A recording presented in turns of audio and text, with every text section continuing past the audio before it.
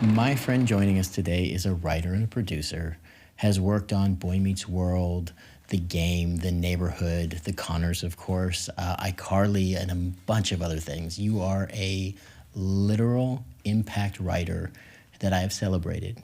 Erica Montolfo, welcome to Fish's Call Sheet. Thank you, Michael. Thanks for having me. Yeah, I'm so excited. I want to get into the writing part of this because you have navigated this business in such unique form, but I want to know how you kind of started that process and what you thought you were going to do. Well, I mean, it's a good question, and I don't even know how I ended up here. If I look back and think like, oh, but I had this prolific career, I would never have thought that this would have happened. But I, grew up in LA. I went to UCLA and was an undergrad English major, and I loved writing. I thought I would do something in that area. I thought I'd be like a novelist or something very lofty. But then I kind of got into advertising, like after I graduated, like copywriting, things like that. And I worked for this big company that sent me back to graduate school at UCLA as well. And like the minute I got my MBA in marketing, and I was working for this company that became less creative than, because I was more about the bottom line versus, creativity. I was sitting in my cubicle one day and I was like, I can't do this. I'm like 20 something years old. Like I can't do this for another 50 years or however long you work. So at the time I was married and my husband was like, well, what do you want to do? I'm like, oh, I want to write. I want to, maybe I'll write some like spec scripts because I know like I'm in LA and some friends of mine were like at that point, like we're in our early 20s, like they were getting into like being people's assistants or being like getting into production. So I thought I would like, write some spec scripts and get like an agent or manager. Didn't get that. They were like, no, like reject. But then I sent one of my spec scripts into a Disney fellowship program. And again, I didn't know how prestigious it was. I had no idea that it was very hard to get into, and got in, long story short. And I always tell people, like, my career is really, like, based on naivete. Like, if I knew, like, the odds of me being here, I would never have done it. But I got into this fellowship, and during that fellowship, they introduced us to different, executives, and we got to write spec scripts and get to submit them to shows, and that's how I got Boy Meets World. So that was my first job coming right out of the Disney fellowship. And I just never looked back. Like, on Boy Meets World for the last few seasons, went on to My Wife and Kids from there, went on to The Game for 8 seasons. So, and then, kind of built my resume and became a showrunner on that. And it sold a bunch of development. And so it just really kind of snowballed into this great career, which I never knew that, I was capable of having. And like, here we are, and working on The Connors with you, all of these lovely, like, big shows that I've had the opportunity to work on with big showrunners and people I've learned from, like Bruce. Like, Bruce has really helped me, like, transition from being a writer to a showrunner. We had a show that we sold recently together. And yeah, it's just, I've been really lucky to kind of like have mentorships and then also opportunities to, build my career into what it is now. So here we are. Here I am with you. Yeah, and we kind of bonded on The Connors. Yeah. You were one of these warm human beings who comes and talks and like shares what's going on, and kind of we were navigating a chaotic but slightly unusual world. Well, it was a weird time too because it was like right after, it was like COVID during the time we were on The Connors. So like I think we came back to see each other in person, like, after like a season basically of not seeing each other in person. And I remember you and I used to like hang out like as we were walking back from set together, and it was lovely. So yeah, it was, I think we were like craving like, oh, now I get to talk to you in person, and it was a crazy time. Even coming back after the whole crazy thing that happened with Roseanne, I mean, how did you navigate this new world? I mean, COVID, new show, revamping it. I mean, that to me, I came in obviously after all the dust had settled. But for you, how was that coming back into this new world, having like scorched earth before that? I mean, right? It was scorched earth, and it was... initially I was the one person who said no. Oh, really? I didn't know to that. The Connors, I didn't know which that. people were not very happy with me about. But initially, while I really disagreed with what she said and had a very strong stance against what she said, there was also part of me that like the loyalty of she had hired me. She had guided me through the beginning part of my career. And I didn't really know how I felt about doing a show without her. Yeah, I get that for sure. And then she came out and said publicly that she wanted the show to continue. Yeah. And so then it was like, okay. And the other part is I started listening to our audience. I started listening to all the fans, and they were telling me how, like, this was their comfort show. And it meant everything. As a fan, I mean, I was so excited to, come onto the content. I loved Roseanne. That was that was my childhood. Like, literally, the first time I got on set and saw that couch, I was like, this is bananas. I'm fanning out over it. So I would have loved to work with her too. So it's just she's brilliant, and people make mistakes, and I think that unfortunately they pay for them as well. But being on that show, and again, lovely time meeting all the people like professional, like Lori and John. I mean, everybody was just at the top of their game. You know what I mean? So it was just a wonderful, wonderful time. Regardless of how it got started, and even like Sarah. I think that was one of the things when I met with her initially, because I think they wanted a voice like mine to come in because of your storyline, really, right. Because you were married to a Black woman and had a Black child, and so I think they wanted someone to represent that voice, and so that's really not why I got hired. But I think that was instrumental in them, wanting to bring me on. And then there's all these beautiful stories to tell. Yeah. It was one of the things that I was sad about. We didn't tell enough of those stories for me. Yeah. But when you look at the number of people who are on that show and the number of amazing people, and then you add Katie Sagal, you add... Oh, my God. Yeah, that was great. Like, you just keep adding more legends. Yeah. And it's like, okay, I understand that this is like the second or third story in what you really want to push forward. And I get it. The level of talent, in front of the camera, again, behind the camera too, but in front of the camera, they're all there to play. They're top of their game. Bringing Katie in where she can match John, you got to bring somebody who's as strong as he is, and she was right there with him. And that's the beauty of that show, and was the beauty of Roseanne. Roseanne was right there too. they all had to match her energy, which is, crazy, but so funny. And I missed her, and I hate that things had to end that way, because I do, regard her as like someone who like made my childhood. Seriously, that was one of our favorite shows. And so, I don't think she should be judged by one mistake. It's a hard thing, and no one's ever going to fill that place. Right. And so the show was going to change, and the tone was going to change, and she's a unique talent. She's always going to be a unique talent. So, and she can do pretty much anything she wants. Listen, she's in her, her farm in Hawaii. I think she's fine. Yeah, she's doing well. Yeah. And talk about coming into a situation like that, coming into a writer's room like that, because there's a lot of heavy hitters behind the scenes too. It's interesting because I think, for most of the shows that I've been on, I've kind of come in at the beginning, right? Like The Game, I was there from the beginning, was on for 8 seasons. Boy Meets World was the only other one that I kind of came in later on. But yeah, coming into the show, I think it was had been on a couple seasons before I came into the Connors, and obviously Roseanne had been on for, so I'm coming into the whole Roseanne crew, as a newbie in that world. But everyone was wonderful, And I also kind of got the assignment because I'd had a really great meeting with Sarah, when she, we made it clear what she was trying to do with this reboot. And not reboot, I guess it would be like kind of a reboot. But it's kind of like a relaunch. Or a spinoff in a weird way. We broke a lot of barriers and a lot of ground. I think we don't really fit in a box anywhere. Right, it was very different. Figures. Yeah, but I admired her for carrying that torch, right? Because I think, like you, a lot of people were skeptical, this is going to work.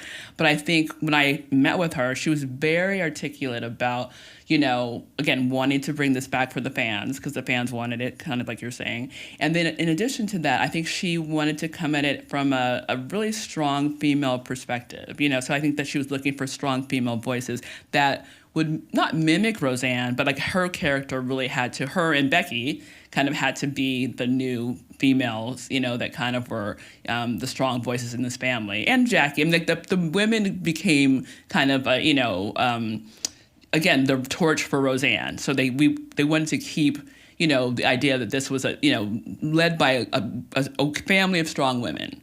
Right. And not that the men weren't, equally important, but I think that they didn't want to, lose the drive, which was this strong female person in this family. And so they just kind of were carrying the torch for her. And so I think that was our conversations during our meetings, was like, especially because you were married to a strong woman, your character. And so they wanted to have another strong female voice in the room. And so I got the assignment.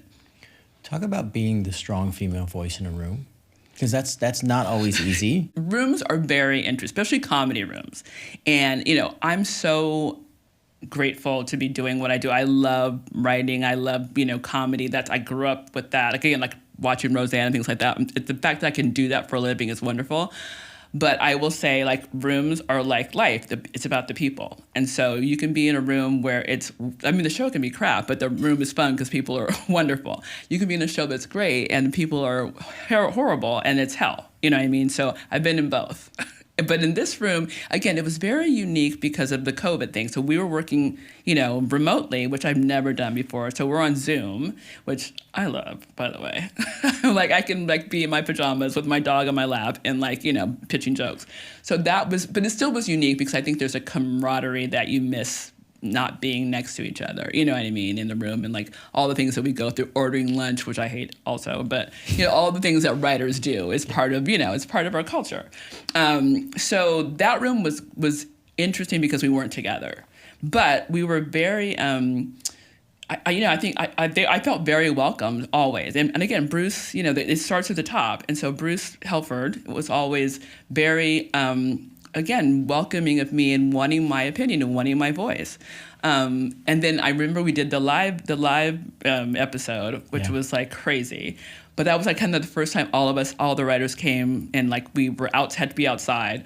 But it was like, we were all like, oh my God, we're so happy. Like we were already a family, you know what I mean? Yeah. Because we had kind of gone through the trenches together of this, pandemic. So we had another bonding thing. So, that specific room, I felt very welcomed and again, there was an assignment, not that I only wrote for that specific character, but I think that there was, my point of view was very welcomed. It's such an interesting dynamic. I mean, doing the live episode was it's a different nuts. Creature on its own. Yeah, which was fun though. Well, it was great for me because I'm like, I know part of it is, those are the episodes I had the most lines in. Yeah. Because it was like, okay, who can we trust? Who we know, and who's calm in the storm? Yes. And which I love because there's nothing better than when like Bruce says, right. Hey, we're giving you as much as we can this week because we know you're good with it, right? Yes. And I'm like, give it to me. Like, yes. I want to be the guy counted when things are hard or when the moment comes. It's also like my character a lot of times ends up in the B or C story because it is John Goodman and Laurie Metcalf and Katie Seagal. And I'm like, that scene where the three kids are together and we're trying to figure out how we're going to get our dad to show up and ask his girlfriend to like really be connected was fantastic. I love that. And then it's like, okay, but we still have to sprint between sets to make that work because that scene's got to roll into the next one. You guys were so great for being up for it because even, John is not a person who wants to like. I feel bad because I talked John into doing that. Like literally talked most of the cast. I was gonna say of all the people, he's the one who probably least wanted to do that, just because he's not the person who like loves having a bunch of lines. Let's just be honest. So it's not for everyone, but I think the fact that everybody was game for it and everyone got on board just shows that also there's like a family there that's like okay, we're gonna do it. If you guys want to do it, we'll do it. That's I think to me like the wonderful thing about that show and like you guys as a group. Like there's a definite history there, right? And so if you're on a new show, people be like, "Look, I'm not doing this," you know what I mean? But like you guys are like, even though I know John didn't want to do it, but he's like, "I'll do it." Yeah. Laurie probably didn't want to do it, but she's like, "I'll do it." It's like if you guys want to do it, we'll do it. I tell you, it's my fault because literally when we had the meeting, everybody was like, like, well, we're going to do a live episode. And I'm like, think of the opportunity, but also like of all the things we've done, we know we can count on each other, right? So if you're going to do it somewhere, this is the place to do it because we're with each other and we absolutely. I know what they look like when there's a moment of like chaos and like I can help you and support you in that. This is the place. Plus, they're so damn talented. Like you're not Exactly. gonna fail. And you guys have It's done a a rare billion opportunity. episodes Yeah. together. So like, what could happen? What's the worst that could happen? Yeah, You know? and if you mess up a line, Who just cares? own it. Yeah, People are gonna absolutely. laugh with Yeah, you, and actually, absolutely. they know you're human. Yeah. Like just be human. And I think they love that even more. You know what I mean? And again, I mean, the whole show is grandfathered in on on people, rooting for every character in that show. So the episode that I was a big part of was like the school shooting episode. Oh. And that was like, I wasn't working that week. I got the That was a lot. aftermath because that's the episode, because the episode couldn't get finished during the week. I had the week after where we basically had to shoot a whole episode in 3 days yeah. because they were like, okay, well, you're directing that one because it's pure chaos. Yeah. See, I think whenever we try to do, and not just on the Connors, but oftentimes when you try to do like the special episodes, that's more problem. Like, the live episode, give me a live episode over a special episode anytime. I mean, yeah, because that's when the tone changes. That's what's hard, and tone is so important when you're writing shows, especially comedies. You have to. I mean, whether it's going to be The Office where you're talking to the camera, or the Connors where you guys do. I mean, and Roseanne did this as well. A good job of being able to kind of talk about serious things as well, and then also have the levity of the comedy without it being like too serious or too much of a special episode. But that one teetered on a little too special episode. Yeah. I was like, oh, I hear this is, Yeah, I mean, this is difficult. Yeah, because I mean, timing. It was a crazy time. Again, I mean, we come out of the pandemic. We've come out of George Floyd. You know what I mean? It's just like, do we really want to talk about this right now? But listen. I mean, again, that's if you're gonna do it, that's the show to do it on. Especially at the time, where we, had a multiracial cast, and and there were things to be talked about. So. Talk about what the process is like for people who don't really know, or people who think they might want to be writers. Like, what does that Don't really be a look writer. like? Don't be a writer. As she says, from a career of I know, but unbelievably successful listen, writing. but again, I think it's a different time. I mean, I don't know that people coming into this business now could have my career. No, and we're both out pitching stuff. Yeah. So we know how hard it is right Yes. now, and we're both like, at the top of our game. And like, imagine people who are coming in as newbies, like they don't have the status that we have. So it's an uphill climb. But again, follow your dreams, kids. Not going to try to discourage you. But to answer your question, I think like, it's very collaborative, as you know, which is a great thing. Like, so in a comedy writer's room, just for people who don't know, we all come in, every day. And it's a group of like maybe depends. There's rooms are smaller now. Like It used to be. Yeah, it used to be like 10. Or there was 2 rooms on the neighborhood when I was on the neighborhood. We had two rooms, and I would run one room, and then the showrunner had another room. So we had a comedy room, or you have joke room. Like it's people do it differently. But on the Connors, we had a room maybe like 10. It's like 10 of us. We were on remote, but we all come in together, and usually the showrunners have an idea of what stories they want to tell. Like they've usually come in prior to the season and kind of mapped out the arc of the season. But then they'll come in and they'll pitch us what their ideas are, and we'll pitch them ideas. And as a group, we kind of come up with the stories and arcs. Then we'll beat one story out, which means like, just kind of like bullet points about what happens. Then we'll expand that into an outline. And usually that's when it gets, assigned to a specific writer. So that writer will go off and like, really do their outlines and, like incorporating jokes and things like that. And the outline, I mean, not to be too specific, like about business, but that's really like, that's a payment point. Like when you're assigned a script and you write the outline, that's when the studio has to pay you money. So that's what that is. So then you come back into the room, you read the outline, and then we go through and like give notes on that. And then usually, depending on some rooms will write all together, but usually a writer will go off and do a draft on their own based on the outline, and then come back into the room. And as a room, we will rewrite it together. And then we'll, the studio or network will read those, and they'll give us notes, and then we'll come back in and do the notes. And then ultimately at the end of the week, usually we'll have at the beginning of the season, we'll have some script kind of like, lined up. But once we're in production, it's like, you got to get a show done every week. And it is the mad race, It right? is, yeah, And the race against time of like, how much can we Yes. change? How much do Yes. we write? And then how much How much time do we have to rework this in the middle of it? The bonus, of being on the Connors is you're not going to get as many notes as you did like on the first season of The Neighborhood. Like The Neighborhood now probably got no notes. I mean, like, season 8. But like the first season, we were finding the show. So we had a ton of like rewrites and like finding the tone again. I mean, I remember poor Max. we were trying to find his character, and I mean, we had him doing like the craziest thing. I remember at one point we had him like sticking tampons in his nose for like because they had a bloody nose. And I'm like, that's not what we're trying to do here. So like, it's trial and error, especially when the first season. Once the show becomes a hit, then then it's like, okay, they trust you more, and then you know what you're doing at that point. But yeah, I mean, the Connors, like, again, I think we had a lot more, we had a little more runway than we knew, what was working and what was not working. By the time I got there, I mean, I'm sure they probably, that first season when Roseanne was gone, it was like, oh shit, what do we do? But by the time I got there, I think we were like, off to the races. Now, talk about like the game, for example, right? You had been a writer and then transitioning to the leadership portion of this, right? Being a producer and an executive producer.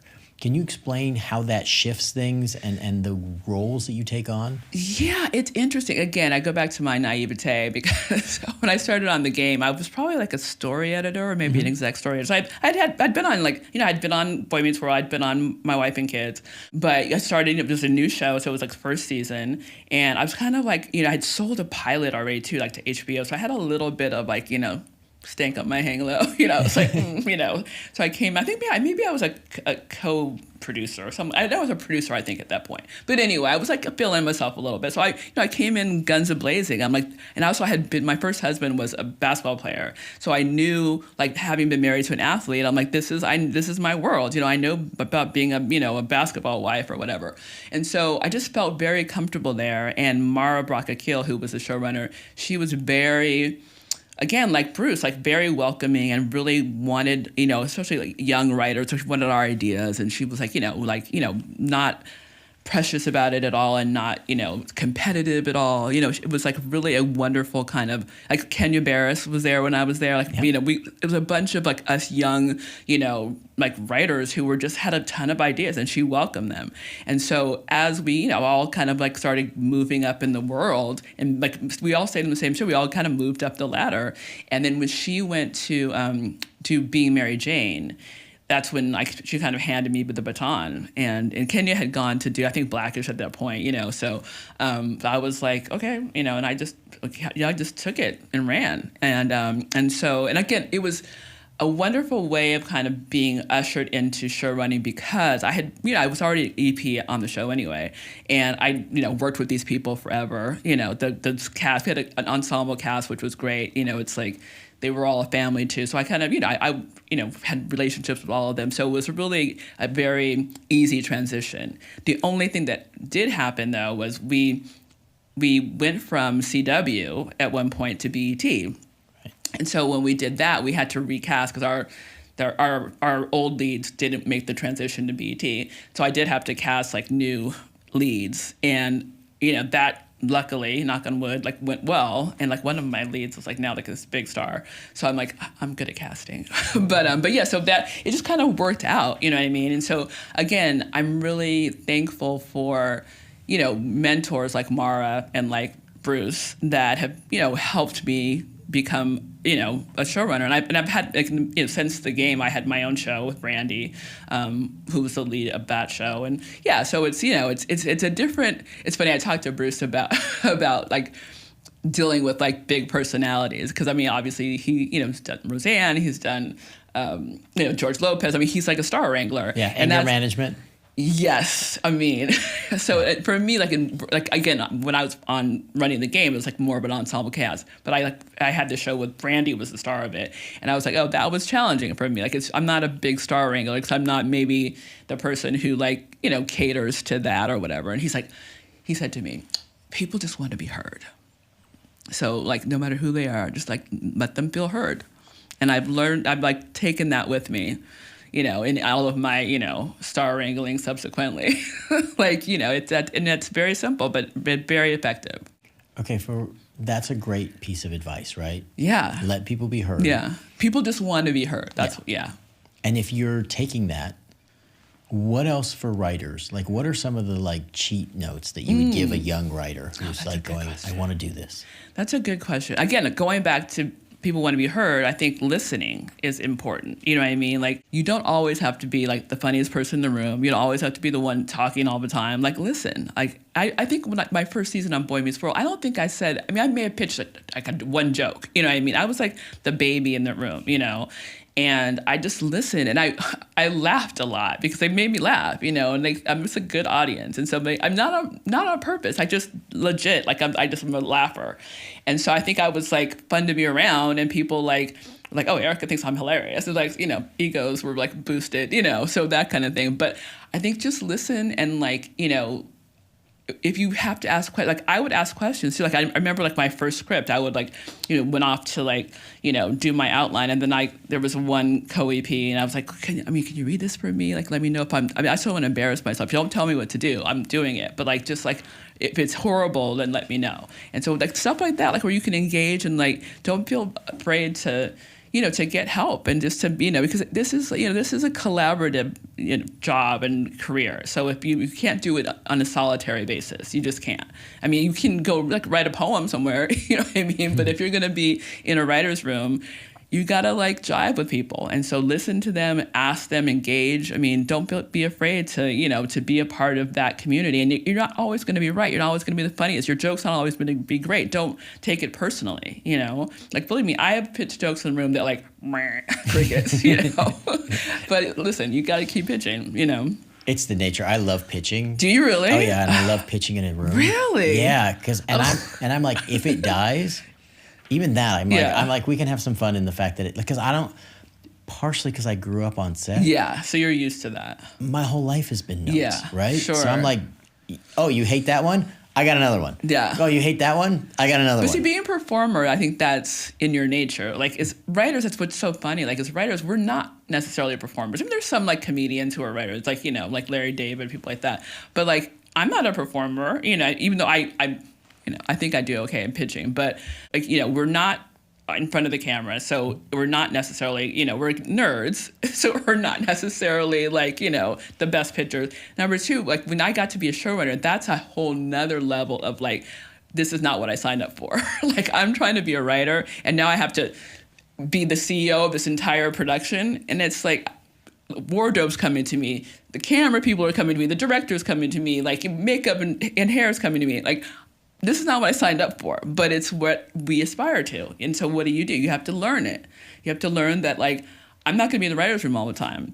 Like, you know, I've got to have a great number two to, like, keep the room moving while I'm in freaking hair and wardrobe, you know, because Brandy doesn't like her hair, you know what I mean, or whatever. It's a real thing, and people don't realize a real thing. That you become the keeper of the whole business. 100%. And what ends up happening is people who don't want to disrupt you or disappoint you, so they end up asking you for everything. Yes. And it's like, I don't need to make every single, like you become the decision maker for everything, and that means you can't be the person building the thing while you're approving everything. Absolutely. Well, that's because people want to keep their jobs. I mean, this is like, you know, this is a competitive business. And so it is like, you know, mommy, do you like me? Like, you know, do you like me? Am I doing a good job? Do you still love me? Yeah, do you still love me? Will you still love me? Yeah. How do I get loved more? Yes, 100%. And it's unfortunate, but I understand why that's the condition, you know, but that's the idea of a good showrunner, you know, is to hire the best people so they don't have to. But everybody's going to be insecure because that's the nature of this business, unfortunately, you know.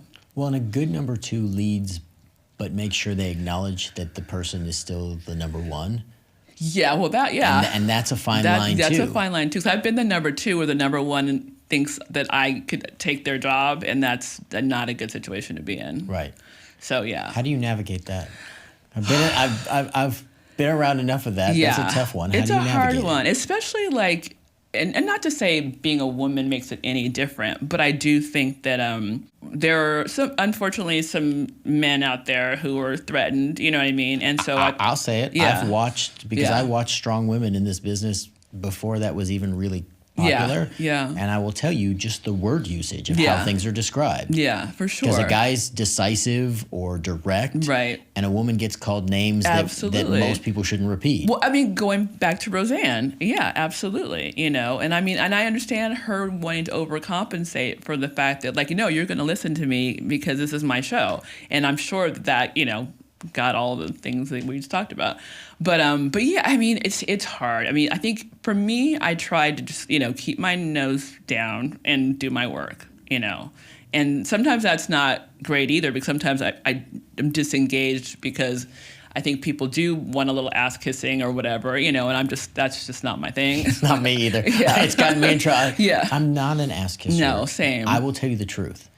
And I hope you value the fact that you know that you're getting the truth from me. Yeah, always. I mean, that's why we had such great conversations. Like in the garage, I think we'd be walking back. There are people like us, and we are successful in spite of the fact that we're not ass kissers, and that's okay. Like, I think I could probably be way more successful if I was kissing ass, but that's just not me, and I'm happy with where I am. You know what I mean? I can sleep at night. I think that's probably how you feel. Oh, 100%. Yeah. But also, you've been pretty damn successful. Well, let's not underestimate. Like, you've had a tremendous career. And again, it's in spite of the fact that I, have not. I mean, I'm very much live on principle, and it's not this business is not always rewarding to people who live on principle. Who are you telling? Yeah, no, exactly. You've watched some moments for me, so no, I hear you, and again, especially now, I think in a way you can think about it as like an equalizer right now,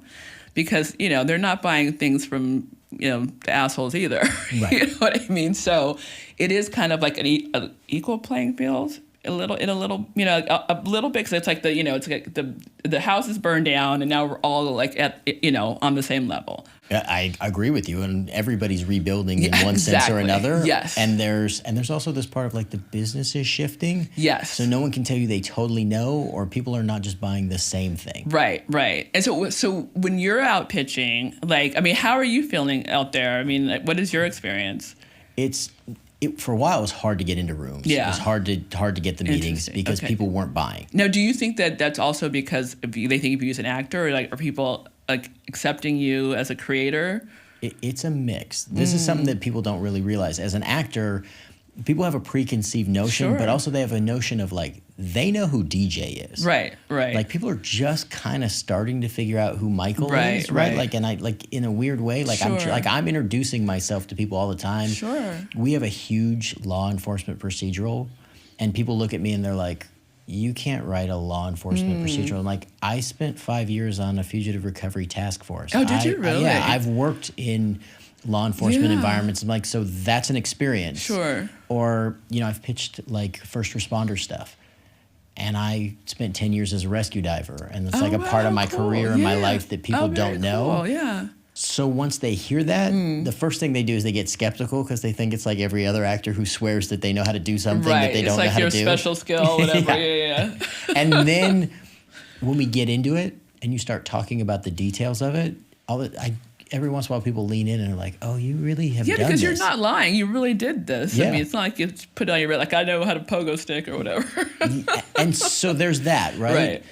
But there's also this, we're in an interesting space in comedy. So when I'm pitching a drama, or someone I've sold dramas before too, but it's always like, people bring me. Like, I'm lucky that people bring me stuff too now, because I'm at that level where people want to work with me, but it's always comedy, it's always like some messy girl, you know what I mean, who drinks too much. I'm like, hello guys, what are you what are you trying to say? What are you trying to say? Listen, that's mine too. It's like, it's all DJ stuff, right? Right, and I'm exactly. like, that's not who I am. And you want to get out of kind of the thing you've done before, right? Because you're looking to do something different and creative. Absolutely. And you mentioned it before, I come from the old school Roseanne world of comedy where it's real stakes, real stories, real issues.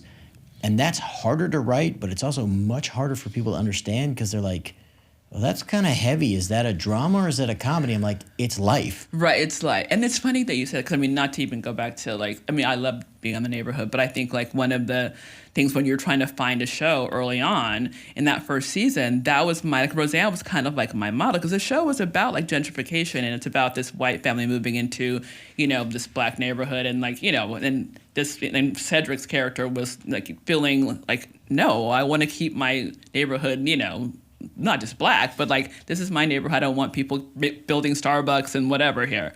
And so making it about that but still making it funny was really like what I was trying to lean into all the time as the number two. Maybe the number one didn't necessarily want that, but it was very important to me to kind of use the Roseanne model of like, this is like, let's never forget what this show is about. It's about Cedric's Jackie Gleason or whatever. I mean, he doesn't want his world to change. He doesn't like change. So let's like hang our hats on that, and then still make the world comments. And every show should kind of have that touchstone. So, but again, not everybody is focused on, what's real. And that's to me the problem with some of the comedies now. It's like it's funny for funny's sake. It's like, okay, not always. I mean, like that's if you watch Saturday Night Live, like, they have like their sketches, and they don't really have often anchors. That's fine for a sketch show. But if you're doing a family comedy or television series, it's gotta be about something. And I think a lot of them aren't now, which is why a lot of them are only getting one season and they get canceled because like you gotta build something that's gonna bring people back. And I think that's why comedy's in trouble right now. I agree with you. It's one of the things, like when we pitch stuff, I try really hard. I'm like, not just this is the story now, this is where we're going, and Yes. this is what we're dealing with, and this is what the world's dealing with. Yes. Because my writing partner, Michael, and I, we talk about this all the time, which is I want shows that look like the world we live in, and I want sets that look like the world we live in, right? So I want stories that are inclusive of what's happening and real in the moment. Sure. And the reality is like jokes per page, right? Like it's one of those things that's one of the notes. You gave me the look because it's like the number of jokes per page. Do you think, because to that point, I mean, I that's why I think multicams are kind of going the way of the dinosaur right now, because I think it is like all about jokes per page, but not about substance, right? And so, but the single cams, at least they're kind of hanging on. Even though a lot of them are that mockumentary style, which I think that, is getting old, but like say, Abbott Elementary, like it's about something, it's about an inner city school and like how hard it is to like, to service these kids in a world that's fucked up, in a bad neighborhood. So at least that's about something. And like you can make fun of it, but it's all, it's grounded in like, what's our school system looking like now? So I think the single cams are doing a better job of kind of staying real versus like, I don't know any multicams, and I don't think that's why they're not doing them so much anymore, because that people are like this, no, it's not resonating because it's like, it's just like, it's fluff, right? And it's canned laughter. And well, I was just going to get into this. So for me, when I look at the multicam world, I think it's the best comedy you'll get. Even better than single. If done right. If done right. Yeah. And I think the problem is people went really campy.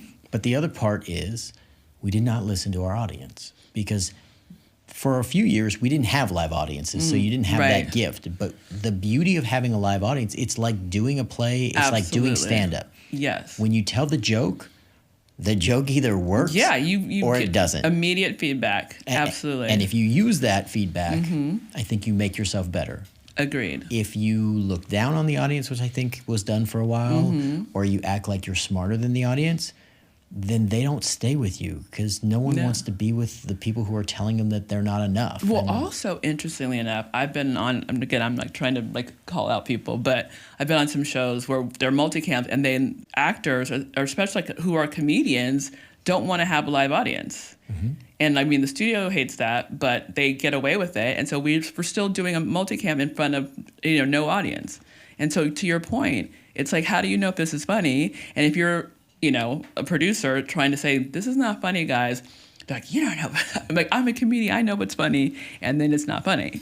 Well, I'll tell you from the inside, this is one of the things that I I always tell people, don't laugh if it's not funny. Yeah. Because sometimes people try to laugh, and My God, I I'm like, hate please that. don't do that. Yeah. Roseanne used to do this thing every once in a while. She would stop in the middle of something or take a long pause before she told a joke to see if people were going to laugh for their joke. To like catch people. Yeah, that's great. During a run through when no one's love around. And I love it because it's like a reality check, Yeah, right? because every writer laughs at their own jokes during Because you want to keep your joke in. I get it. So, but it defeats the purpose. Hackish. Yeah.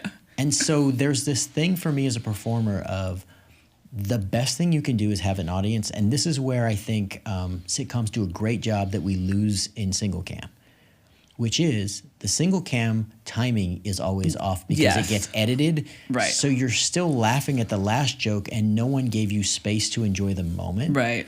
When we do a multicam right, the rhythm is with the audience. It's all about the rhythm. Yeah. That's exactly right. Yeah. And I think that's the problem with, again, I don't know why that a lot of the performers now don't want to do things in front of live audience. I think that, there's a lot of cancel culture, so I think in stand-up in general, people are afraid to do stand-up. They don't want to lose their livelihood. So everyone's trying to like shave off the edges. And I think an audience is a scary thing.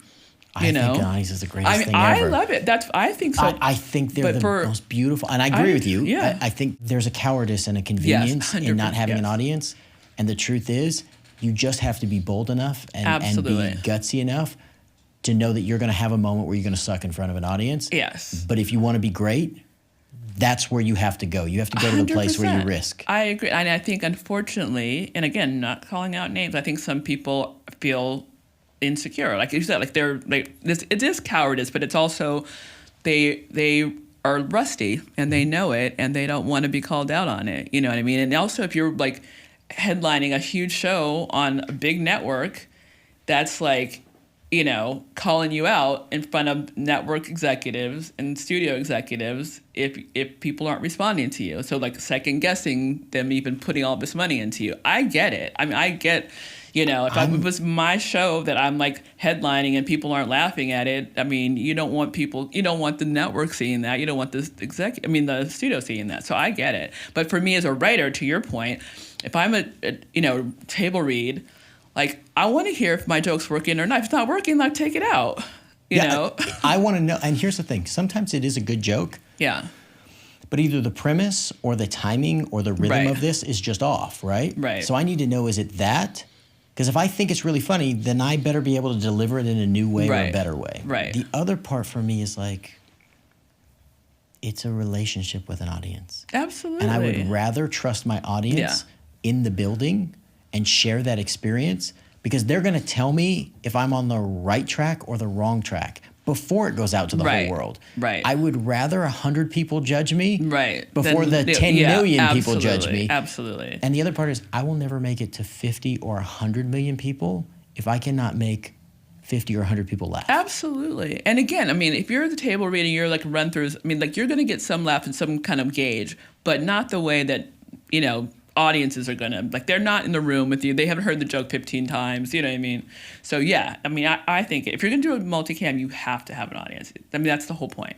And the audience doesn't care about who the joke is or who the star is. Right. And this is something that I think people lose sight of. And I think sometimes, look, I grew up essentially in a star position on a huge show, right? But I don't care who gets the joke. And part of this is I think it's one of the things I strive to be great at and I love. But when an audience shows up, they don't care who the star is. They care whether it's funny or not. Right. So what's funny to us in the building almost as a family might not be funny to the outside world because we're closer to this or it's funny because we know each other's personal lives, you make each other laugh and Or I know, I know the rhythm of how to, like I can find you're funny. Yeah. But that's not always the same for the world. Yeah, I think it's interesting when you say that because I think you can always tell whose joke is from the writers. We're like, we always tell like, oh, that's Erica's joke or that's whoever's joke because we have our own personality, and that's what I love too about.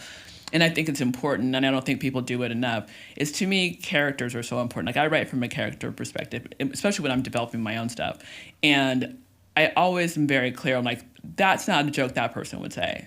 like there's a DJ joke and then there's, you know, like a Roseanne joke or whatever. I mean, like they just wouldn't have the same way of speaking, you know. And so I think that that's not a lost art. I think that people are lazy sometimes. And so like whether, like you said, whether it's, you know, who don't care who gets the joke. I don't care who gets the joke. I care that the joke works for that character, which makes the joke better. Yes. Does that make sense? 100%. And I think we've lost some of that, but I also think the performer side of me and the writer side of me work together from the standpoint of I'm not writing for me.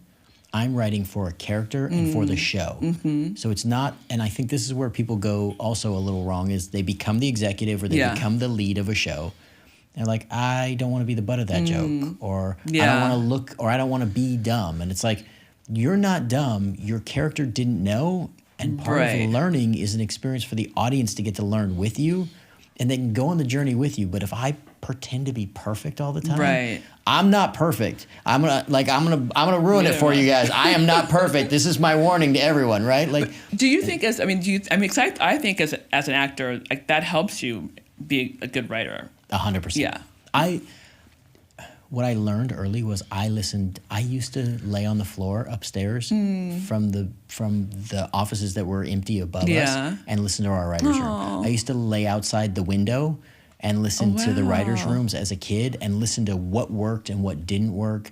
That's and so the cool. time, because I've loved this. Yeah. I've loved this from the beginning, and it's the part that people don't realize. Yeah, but you were like a front row seat to like all of that. That's so cool. Yeah, that makes sense. But I never lost the magic. Yeah, it sounds like it. That's like such a sweet scene of you like listening to the writer's room, like. Well, I didn't always hear things that were sweet. So well, I was gonna say, because you probably heard a lot of stuff you weren't supposed to hear. Yes, as a little boy.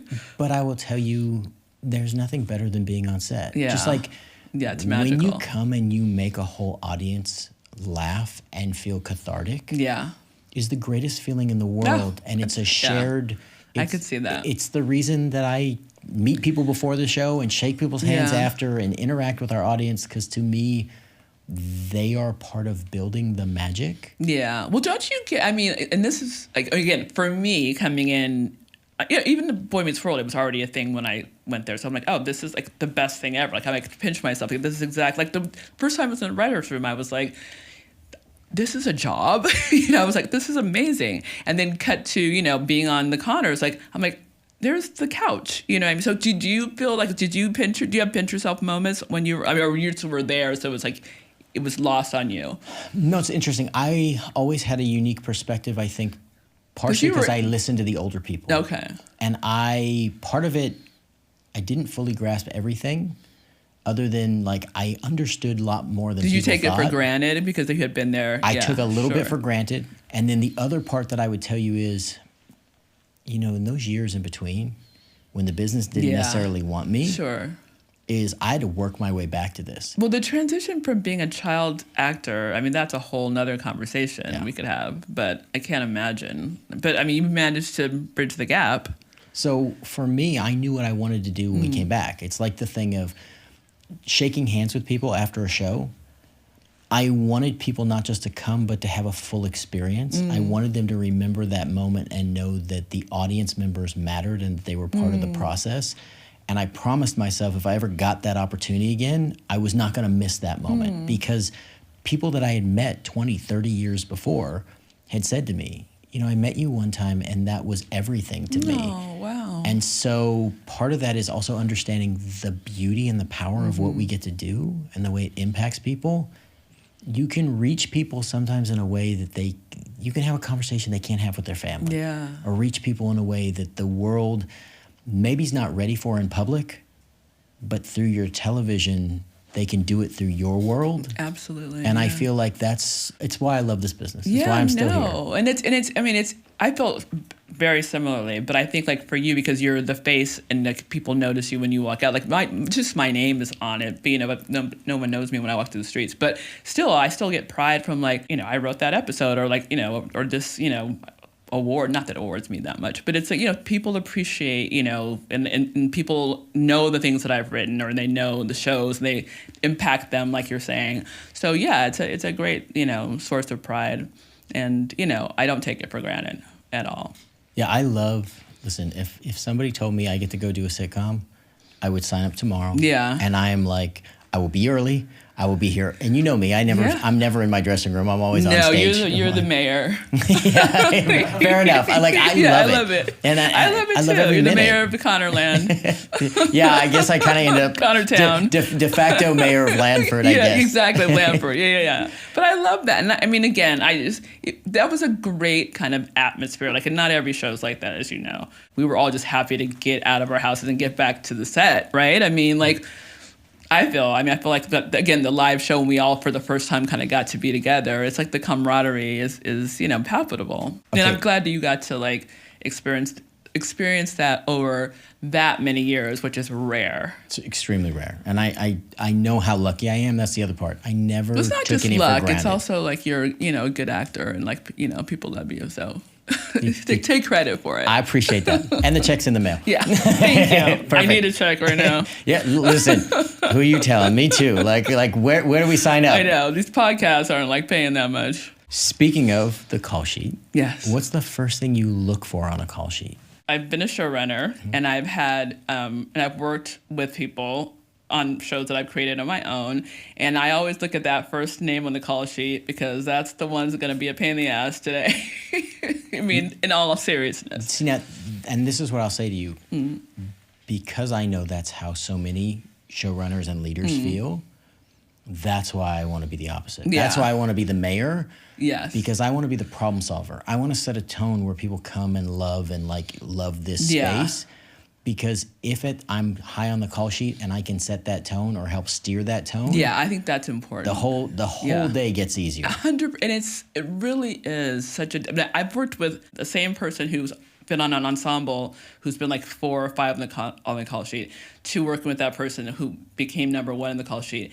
And it was like 2 different people. Yeah. You know what I mean? Yeah. So I think I love that you're cognizant of that, because it really does, again, start at the top. And so whether it's on set and the actor who's at the top of the call sheet is the sets the tone for the rest of the people, the same way as the showrunner sets the tone for everybody else. So like I know that going in, like I try to make, a family, friendly kind of vibe. Like I don't want anyone not being able to approach me or anyone being afraid of me, because that's not who I am. I want this to be a good experience for all of us. Yeah, we're working, we got to get it done, but we're not like curing cancer here, guys. You know what I mean? We're making comedy. Well, and it should be fun. Yes. Because the show will turn out better if you're enjoying the process. Absolutely. And I feel like the audience feels authenticity, I think, more than we ever give it credit for. Oh, they're smarter than we give them credit, for sure, 100%. And again, if anything seems like inauthentic, like they can smell it a mile away. So if 2 people hate each other and they're trying to do this scene where they're like a couple, like they can tell. Yeah. So no, I mean, listen, you and I have to do a show together. Listen, you tell me where to show up. You tell me how I can help support the process. I will help you and be your collaborator all the way. Well, you're so busy pitching. We're both pitching so much, but I will make time. Listen, we just joked about needing checks. I like to work. I want to work every week of every year. Same. I joke with my business partner, because he's like, in a perfect world, how much would you work? And I'm like, 45 weeks a year. Like I literally give me 20, 25 episodes, give me 2 or 3 things, give me extra projects on the side. See, I don't want to take very many weeks off. It's so funny. I always say that because I mean, like, especially now that everything's like 8 episodes. But I was like I remember on the game, like we would have 24 episodes a season, and I look back at that. I'm like, I don't know how. Like episode 12, I'd be like, how many more episodes do we have? I mean, it's a lot. And when we went to BT, we were in Atlanta. So I'd be in Atlanta for like half the year. Right. And it was just like, I need to eat something without butter. Speaking of which, so what's the last thing you want to see on a call sheet? Like, what's the thing you don't want? Maybe like when something's like scratched out because we can't do it. It's like we lost a location or something like that. Yeah. Anytime like if there's something that didn't work out and we have to like reshoot or something. Like reshoots are another thing, or something that I don't like when we have to like shoot things out of sequence. Like this is all single cam stuff. So Right. like whenever there's like a change in sequence, I don't like that. Yeah. So anything's that change. Like if I'm going to bed knowing that something's going to happen one way and I wake up and it's a different thing, then I'm like, I don't like to see that. Okay, I'm touching on the butter thing now. You ready? Yeah.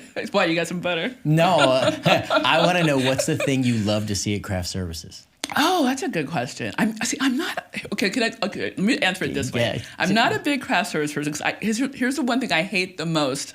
Well, that's about, yeah. Tell me what you hate, and then tell me about the writer's room. Okay. I hate lunch. I hate the fact that lunch is such a big thing. And it's political. And it becomes a control thing. It's annoying. Talk about this, please, because it's a nightmare. People don't understand. Like, first of all, I'm not a big eater. And so the fact that we have to spend an hour, like we walk in, depending on the room, there's like menus. And like we got to order our food before we even start writing. So I'm like, it's like we're in at 10 o'clock. By the time, it's 11 o'clock by the time we start writing. So I'm like we could have done so many things in the last hour. And the first fight and debate of the day is the food. Well, first it's like, where are we gonna go? Just like somebody pick something. And then it's like, what are we gonna have? What are you gonna have? I'm like, we've been here 50 million times. So like, it's like, just order the salad that you order all the time. Like, why are we doing this? She had created like a whole wheel. We come in, there's a wheel. So the wheel, you spin the wheel. Yes. Well, okay, guys, hold on. Okay, so yes. I'm you picturing spin the wheel. Okay. And like your name's on the wheel. So you think that when it hits your name, you're the one who's gonna pick the place, right? Okay. No, you spin the wheel, and that person gets to pick the person who picks the. I mean, it's like a whole step that didn't even need to be Okay, there. hold on. So this is like the Price is Right turns into Yes, like it was Lord a of the Flies. It was a Price is Right wheel. Because I'm gonna piss somebody off by picking them. With an extra step, which you could have just been like, okay, it's on Erica. No, it's like, Erica, now you have to pick who gets the thing today. And it's like, okay, now you're going to pit me against somebody. That's exactly Lord of the Flies. It's a That's nightmare. exactly what it was. And so I'm like, okay, well, this person. And then that person has to pick the place.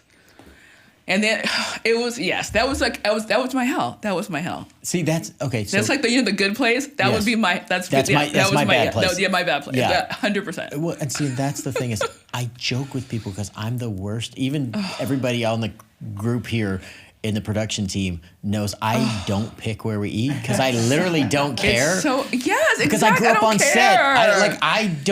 Oh. I'm used to they show up and they tell you what we're I'm eating. getting triggered by this right Okay, now. well, so we'll move away from that. I mean, seriously, my heart's beating. I get so pissed off.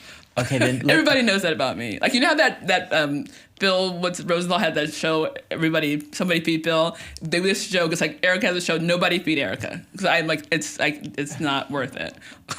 Okay, then now I'm so curious. Probably the best follow up for that is Yes. How do you define success then? Not having to order my own lunch. No. And I will say I'm close to it in the sense that I'm at a place in my career, and like success is like life and love and all that. That's that bullshit. But career-wise, I feel being able to make my own choices. You know, like I'm at a point, even though granted I made a lot more money when I wasn't making my own choices, but I get to choose things, and I get to say no. And I do say no now, What about you? Oh no, I think success is Money. No, I wish I was more money oriented because I'd probably be doing a lot better, Right. and I wouldn't be needing a check quite so bad. Right. It changes a little over time, but it's I want to put good things into the world that make a difference. Oh, that's better than my answer. And anything that we do that connects with an audience, the most beautiful thing is to do, like, I would love to do a sitcom where we actually do engage our audience as part of it. And I'm perfectly happy. I have a bunch of ideas that are kind of oriented. Do you know there's a play? Is it a play that I think Daniel Radcliffe's doing now on Broadway? Like that's kind of similar to that, right? Where he like engages the audience and they do like it's an improv kind of thing, right? Mm-hmm. So I mean, it's something in that world where you would do that for television. I think that's a great idea. As we have a couple projects. Print this because maybe we're gonna do it. No, like I'm not afraid because my ideas this is our idea. are Copyright unique enough, TM. and that's it. Like you have to. I think the way we engage audiences needs to change a little bit. I love that. Yeah. And having worked in so many different fields and worked on all sides of this business, I have a unique perspective in that, and I've had a connection with the audience for 35 For years. sure, yeah. So I've listened a to... unique one, for sure, yeah. So I want to lean into I that. love that. I think that's a great idea. Okay. I wonder how that would translate to like, you know, like a sitcom, even though, you know, I mean, the people in the audience would like love it, but like, does it translate onto the screen? Yes. That's, I guess, my question. Yes, it does. Okay. And it transfers... How do I say this without my writing partner getting mad at me in the corner? I know. Without giving away the idea, there are very direct connections.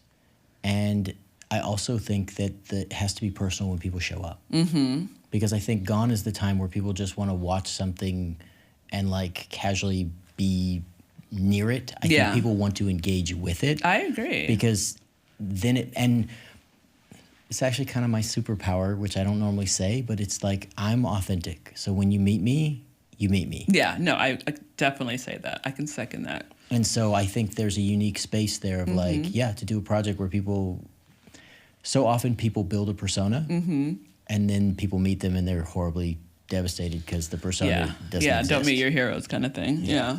But I think it's interesting because I think what you're describing is almost like what the live audience and the laughter was, you know, initially, and now we need to take it up a notch. Yes. So 100%. I get that. Yeah. I get you. Okay, what's the one thing you want on every set? One thing I want on every set? Yeah. Oh, and you know what I love on a multicam is a DJ. Yes.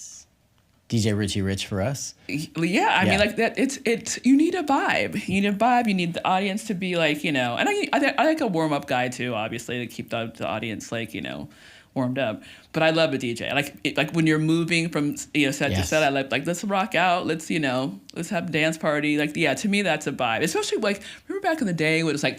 I think on Boy Meets World, we would like film on Friday nights. So it was like, and we were all young. So it's like, it's a party. And we all go out to drinks after, you know what I mean? So like, I want the party, like get the party going.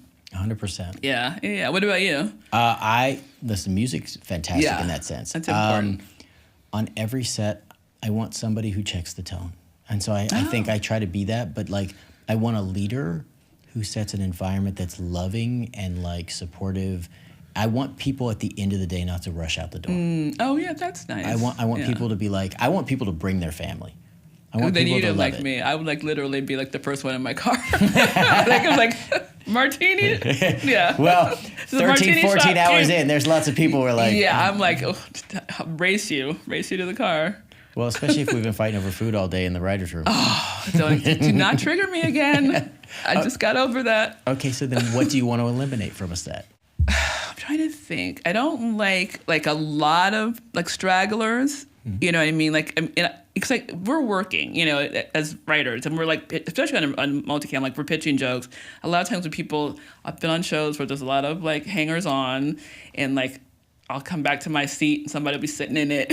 You know what I mean? I'm like, you know, so no names again, but yeah, we're working, you know what I mean? And we're having fun, but like, I think even if there's a separate place from like Video Village for like the stragglers, like, I just don't want people like, you know, around while we're trying to pitch jokes and, you know, get through the scene. Work through the chaos. Yeah. Right? Because like there's some, whether you like it or not, and we got to pitch stuff and we got to talk about it. And it looks like fun, and it is. I mean, we're very lucky to like do this for a living, but we're doing a job, you know, and so like we're trying to beat a joke here. Like I don't like someone's in my seat, you know what I mean, or whatever. Someone's like, you know, a bunch of people are hanging around. Like no, like let's focus, let's get out of here, and I'll race you to my car.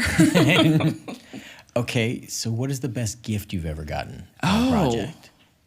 Oh God, I think we went on Boy Meets World. Michael Jacobs got us like real like watches that were like diamond encrusted watches. They were nice. Yeah, that was nice because that's when you're in season 8, you know, you can afford it. I got a good gift from the Connors. I got like a turntable, like a cool turntable. That was cool. Yeah, I've gotten some good gifts. You know, when you hang around long enough, you know, you get. I've gotten like travel vouchers, like to go on a vacation from the game. Nice. Yeah, I mean, if you hang around long enough, you'll get something good stuff. I've gotten some bad stuff too, so I won't mention. Yeah. I mean, I've gotten like, you know, a T-shirt. Like, no thanks. Mom, here's a new T-shirt. It's also hard when you're next to the stage where somebody just got something great and then you get the T-shirt because I know. Like, well, I'm not trying to be I remember not like grateful, but like, But I remember like back in the day when we were, I think I was on Boy Meets World when like Will and Grace got cars and stuff. I mean, that was crazy. What did you, well, I'm sure you've gotten some good gifts. well, yeah, I mean, along the way, Yeah. part of it is the environment of what the group is, and Yeah. it's so tiered because like if you're a top show, what people can give Yeah. versus what on a show that's just barely hanging Right. on, it's like a totally different Right. scenario. Yeah. That's what I'm saying. Season 8, we're getting good stuff. Yeah. Yeah. Okay. I think I got Apple Watch from the game too. I think season 7. So yeah, what are you going to do? Celebrate. Yeah. Okay, so what is the way you want the people who work with you to remember you, Erica? Oh, I'm not dying, am I? Oh my goodness. No, but this is like, yeah. seriously, how do you want people to remember I mean, you? I want people to think I'm funny and smart and a good person and someone who, like, is fair and has your back. Like, I'm really, like, especially my writers. Like, I have my writers' back. You know what I mean? Like, they're here trying to make my show, good, great, whatever you want to say. And, I go to bat for them. Even like if it's a draft and a joke or whatever, or if it's a network, I'll definitely, try to, if that's important to them, but even a joke, I'll try to like fight for because I want them to feel valued. I think that's so important. Yeah. And I don't think there's enough of that. And people don't understand when you pour your whole life into this and you're pouring into every joke and every line, you mentioned it before. You want to be heard. You want to, right? Yes. You want to be valued. Yes. And so that makes perfect sense. Absolutely. It's a nice full circle moment here. Like we'll give that to Bruce Halford. Okay. People just want to be heard. So now talk to me about legacy. What's the legacy you want your loved ones to take from your life? Oh my goodness. Well, my loved ones, I think, listen, I think I'm a good daughter and I'm a good sister and I'm a good friend, and so all of those things, I think I can check all those boxes. But in the world, I think, I want those things to be known too. But just again, I mean, I want my work to speak for itself, and I just want to, go out feeling like I did everything I wanted to do. And I think I have. Like if I, God forbid, like the world ended tomorrow, I'd be like, I did it. Did it all, Well, you've built from the beginning. And I know that this wasn't initially the dream, but that actually makes it sweeter to me in a sense, is because you saw what was in front of you and built your way through it. Yeah. And then lifted other people along the way. Yeah, I mean, I definitely did the pivot, and I think you're doing the pivot, and I think, I love a pivot. I'm so happy that I did because I think that this is exactly what I was meant to do. And I think you're kind of in a similar place where, this is your calling.